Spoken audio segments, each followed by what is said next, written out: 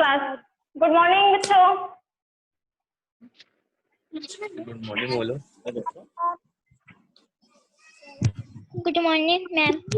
Good morning. तो हम लोग ने अभी तक चैप्टर क्या 4th चैप्टर तक पढ़ लिए थे कि उसमें एक मेमना की कहानी थी, बकरी के बच्चे की कहानी थी कि वो कैसे अपने घर को वापस जाता है। ठीक है, वाला चैप्टर पढ़ लिए थे हम लोग। अब नेक्स्ट चैप्टर हम लोग का क्या है कि नेक्स्ट चैप्टर हमारा है बड़े चलो। ठीक, इस पाठ में ये बताया गया है कि कैसे हम आगे की ओर बढ़ते हैं, कैसे उन्नति हमें मिलती है, एक नागरिक होने के नाते हमारा क्या कर्तव्य है। इसमें ये बताया गया है कि हम नागरिक हैं तो हमारा क्या कर्तव्य है। ठीक है, स्टार्ट करें पोयम पढ़ना। चैप्टर टेक्स्ट निकाल लिए हो सब? Yes ma'am.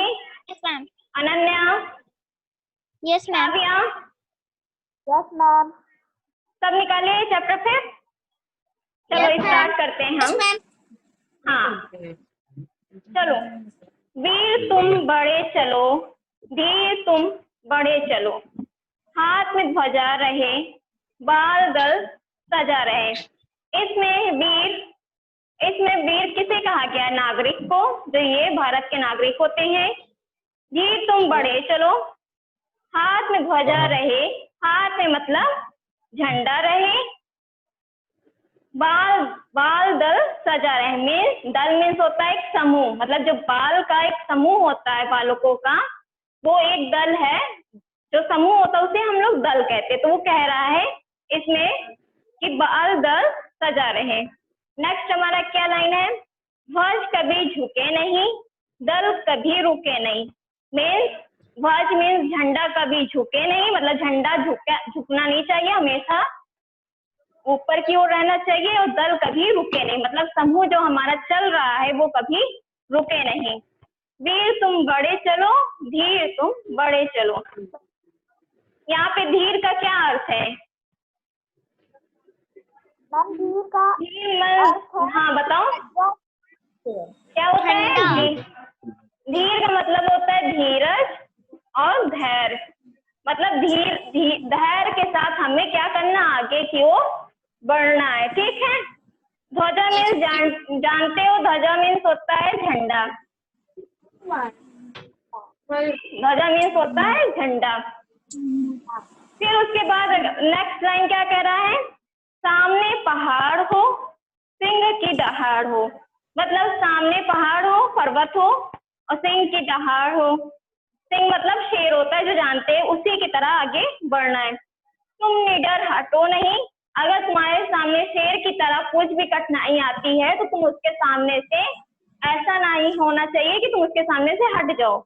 यहाँ पे ये बताया गया है कि तुम अगर सिंह की दहाड़ की तरह हो तो उसे सही से पार करना चाहिए। तुम निडर हटो नहीं, निडर की तरह हटना नहीं चाहिए, तुम निडर डटो वहीं। तो और निडर की तरह वहीं पे डटे रहना चाहिए अपनी मंजिल को पाने के लिए। वीर तुम बढ़े चलो, धीर तुम बढ़े चलो, रात हो कि रात हो, संग हो ना साथ हो। सुबह मतलब यहाँ पे यह बताया जा रहा है, रात हो कि रात हो, सुबह हो चाहे रात हो, संग हो ना साथ हो।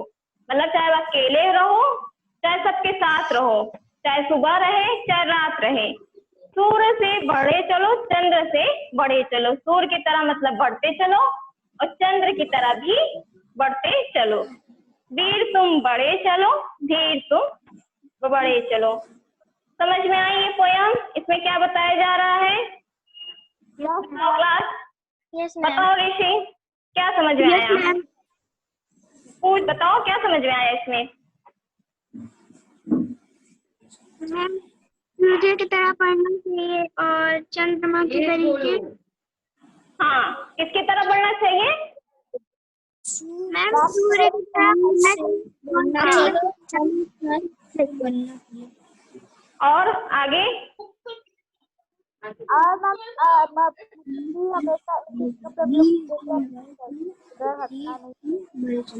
अंधेरा या रात हो, सुबह हो चाहे जो हो, मैम सबके साथ घूमना चाहिए। सबके साथ हमें घूमना चाहिए। मतलब आप इसमें ये बताया गया है कि वीर को किस तरह से आगे बढ़ना है, क्या करना है, कैसे चलना है, निडर की तरह डटे रहना है, और चाहे सुबह हो चाहे रात हो हमको हमेशा चलते ही रहना है। ठीक है, चाहे कोई साथ रहे चाहे ना रहे। इतना क्लियर हुआ? समझ में आई ये पोयम? क्यों? समझ में आ गई? Yes ma'am.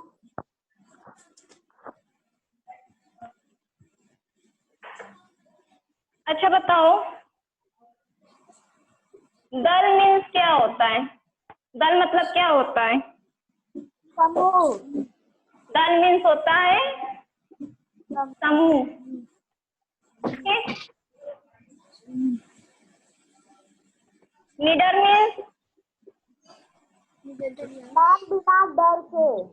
बिना डर लीडर से। मीन्स होता है बिना बिना डर डर के। ठीक, क्लियर हुआ? Yes ma'am. चंद्र मीन्स क्या चंद्रमा। होता है? चंद्रमा। मैम चंद्रमा। चंद्रमा, ठीक, चांद भी होता है। क्लियर हुआ? अच्छा, इसमें एक क्वेश्चन बताओ तो समझ में जाएंगे कि तुमको समझ में आया कि नहीं। ठीक, इस जिसको आएगा, शाबिया, ऋषि, अनन्या, जितने लोगों, ठीक है, इसमें ये हमें लीडर क्यों बनना चाहिए बताओ? हमें लीडर क्यों बनना चाहिए? हाँ बताओ। लीडर डटे नहीं रहेंगे तो एक क्या नंबर बताओ? की तरह। हाँ शाबिया बोलो, शाबिया बोलो। मैम अगर हम लीडर नहीं डटे रहेंगे किसी तो से डरना नहीं चाहिए। हमें तो डटना चाहिए कभी भी। किसी से मेरा डरना नहीं आवाज नहीं आ चाहिए। रही, थोड़ा तेज बोलो शाबिया। मैम किसी से डरना नहीं चाहिए। क्यों? मैम कोई परेशानी आने पे हमको वहाँ से हटना हाँ। नहीं चाहिए। और ऋषि तुम बताओ। मैम हमें किसी से नहीं डरना चाहिए। क्यों नहीं डरना चाहिए किसी से? नागरिक है मैम। देखो, हमें लीडर क्यों बनना चाहिए? हमें लीडर इसलिए बनना चाहिए क्योंकि हमें देश के प्रति सम्मान तथा वीर बनने की प्रेरणा मिलती है। इससे क्या होता है? हमें क्या मिलता है? हमें देश के प्रति सम्मान मिलता है। ठीक, सम्मान मिलता है तथा वीर बनने की प्रेरणा मिलती है। जब हम लीडर रहेंगे तभी तो वीर बन पाएंगे ना, वीर बनने की प्रेरणा मिलेगी ना। इस सेकंड क्वेश्चन है, इस कविता के द्वारा कवि क्या कहना चाहता है? इसमें कवि क्या बता रहा है बताओ शाबिया। मैम देशभक्ति। मैम लिखना है। कवि नहीं, इसको अभी नहीं लिखना, हम बताएंगे क्या लिखना है। हाँ बताओ, इस कविता के द्वारा कवि क्या कहना चाहता है? मैम इस कविता के द्वारा कवि हम लोग को समझाना चाहता है वीर अपने बनने की कि हमें वीर बनने की प्रेरणा तथा देशभक्ति की जज्बा पैदा होती है। चलो क्लियर हो गया मतलब ये चैप्टर पोयम वाला। Yes ma'am. इसमें क्वेश्चन आंसर तो आप कर लोगे, हम सेंड करेंगे। क्यों? क्वेश्चन आंसर हम सेंड कर देंगे, कर लेना व्हाट्सएप पे। ठीक है, और इसमें जो फिलिंग द ब्लैंक्स है, इसमें जरा तुम लोग पूरा करो। हम बोल रहे तुम लोग पूरा करोगे, ठीक है? ठीक है मैम। बोलो। Okay ma'am. यहाँ क्या रहेगा? ध्वज झुके, बताओ क्या रहेगा? ना रहूं। हाँ बताओ। ध्वज कभी झुके नहीं। ठीक, बोल भी नहीं। फिर उसके बाद है बोल तो दिया है, बोल तो दिया तब भी इसमें क्या आएगा बताओ? दल कभी रुके नहीं। दल कभी रुके नहीं। एक ही बच्चा बोल रहा है, बाकी भी बोलो।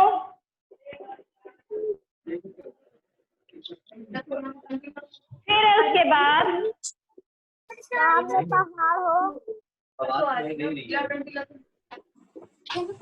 इसमें क्या आएगा? सामने पहाड़ हो। क्या आएगा? सामने पहाड़ हो। ठीक है,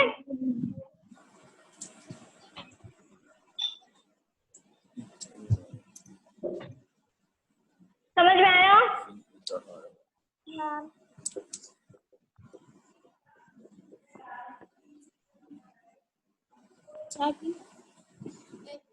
बताओ इसमें क्या आएगा? मैम पहाड़ हो। चल सजा फोर्थ रहे वाले में क्या आएगा? जहाँ डैश है वहां पे क्या आएगा? क्या वर्ड फिल होगा? बल दल सजा रहे। हाँ, बाल दल सजा रहे। क्लियर हो गया इसका मतलब? ये चैप्टर, ये पोयम है, इसमें क्या बताना चाह रहा है। ठीक है,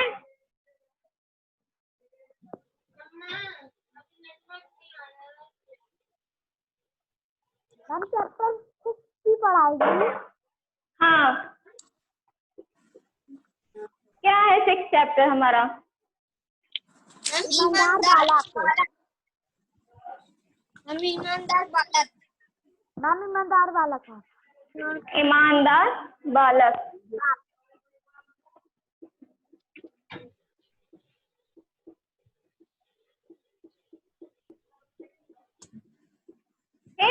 ईमानदार बालक। अच्छा, ईमानदार से क्या समझते हो ये बताओ? चैप्टर स्टार्ट हम कर देंगे, पहले बताओ ईमानदार से क्या समझते हो? बताओ। मैम समझदार बच्चे। समझदार बच्चे ईमानदार का मतलब होता है। और कोई? नाम ईमानदार बच्चे जो कभी चोरी ना करें, बदमाशी ना कभी चोरी ना करें। और कोई? ईमानदार का क्या मतलब होता है? शाबिया, बताओ ईमानदार का क्या मतलब होता है? हर्ष? मैम सच्चा इंसान। सच्चा इंसान। ये आंसर ज्यादा सही है। ईमानदार का ये मतलब होता है कि हमें अपने प्रति ईमानदार रहना चाहिए, कभी भी झूठ नहीं बोलना चाहिए, पहली बात। फिर उसके बाद है कि हमें जो हमारा कर्म है उसके प्रति हमें ईमानदार होना चाहिए। ऐसा नहीं होना चाहिए कि हम झूठ बोल के आगे बढ़े, कभी भी इस तरह से नहीं करना चाहिए। और कभी भी दूसरों से झूठ नहीं बोलना चाहिए, जो बात होनी चाहिए वो क्लियर होनी चाहिए। ऐसा ना हो कि हम किसी से झूठ बोल रहे हैं, किसी से झूठ बोलते हैं कि नहीं बोलते हैं, तो मन में क्या रहता है कि हम झूठ बोल रहे हैं। तो कभी भी झूठ नहीं बोलना चाहिए, हमेशा अपने कर्म, अपने प्रति, किसी दूसरे के लिए कभी भी झूठ नहीं बोलना चाहिए। इसमें एक ईमानदार का यही मतलब है। अब इसकी कहानी देखो, क्या है ईमानदार बालक की कहानी क्या है। और हमेशा ये समझना चाहिए कि हमेशा हर सच्चा, जो सच का साथ देता है, जो सच्चाई के साथ रहता है, उसका कुछ ना कुछ परिणाम मिलता है।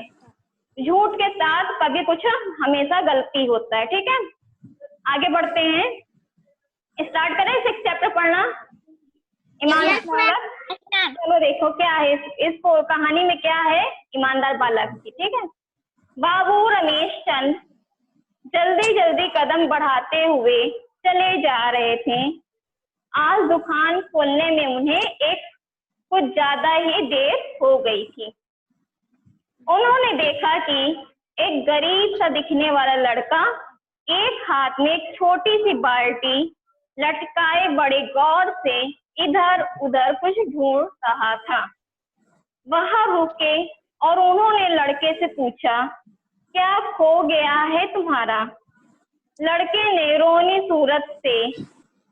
सूरत बनाते हुए दुखी होकर कहा कि बाबूजी, मैं दूध लेने जा रहा था। मैं दूध लेने जा रहा था। यहाँ पे गौर से क्या मतलब है? एक वर्ड आया है।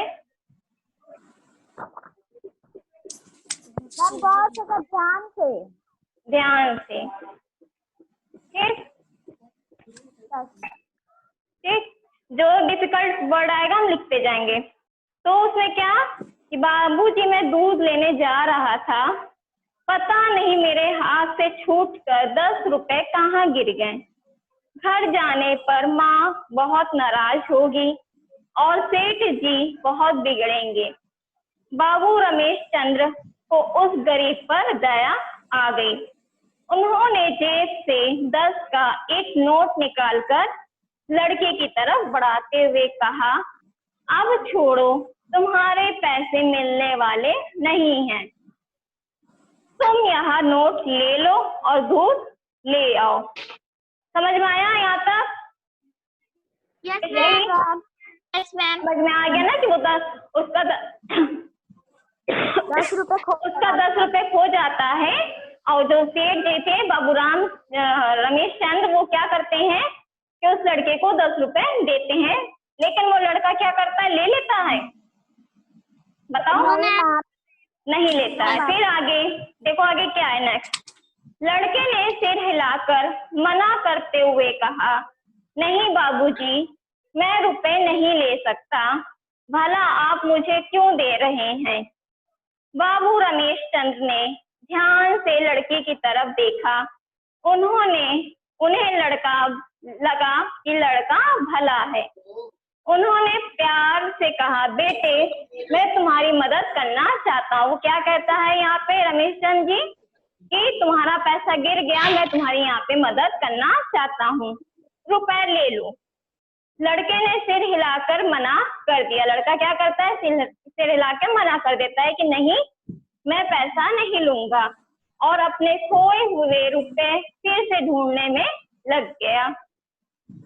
बाबू रमेश चंद्र को एक तरकीब सूझी। यहाँ तरकीब का क्या मतलब है बताओ?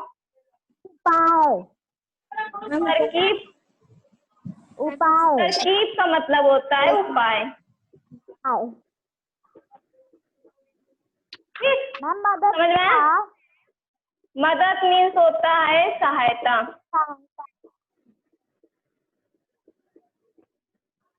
ठीक, फिर उसके बाद क्या है? उसने क्या किया? तरकीब सूझी। उन्होंने लड़के के पास ही अपना बटुआ इस तरह गिरा दिया जैसे वह उनके हाथ से छूट गया हो। उसने क्या किया? रमेश चंद्र ने अपना जानबूझ के एक बटुआ गिरा देता है। बटुआ मीन्स होता है पर्स। ठीक, बटुआ मतलब होता है पर्स। ठीक, वो क्या करता है? अपना गिरा देता है और रमेश चंद्र की ओर गिरा देता है जैसे वह उनके हाथ से छूट गया हो। ऐसा लगे, मतलब जो बालक था उसको ऐसा ना लगे कि हमने जानबूझ के गिराया, वो ऐसे ही गिराए। लड़के ने तुरंत कहा, बाबूजी, आपका बटुआ गिर गया है। उसने बटुआ उठाकर बाबू रमेश चंद्र की ओर बढ़ा दिया। वो क्या करता है? बटुआ उठा के रमेश चंद्र को दे देता है।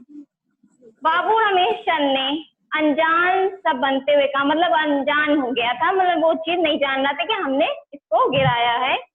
नहीं भाई, यह मेरा बटुआ नहीं है। वो कहता है यह मेरा पर्स नहीं है, देखो क्या है इसमें।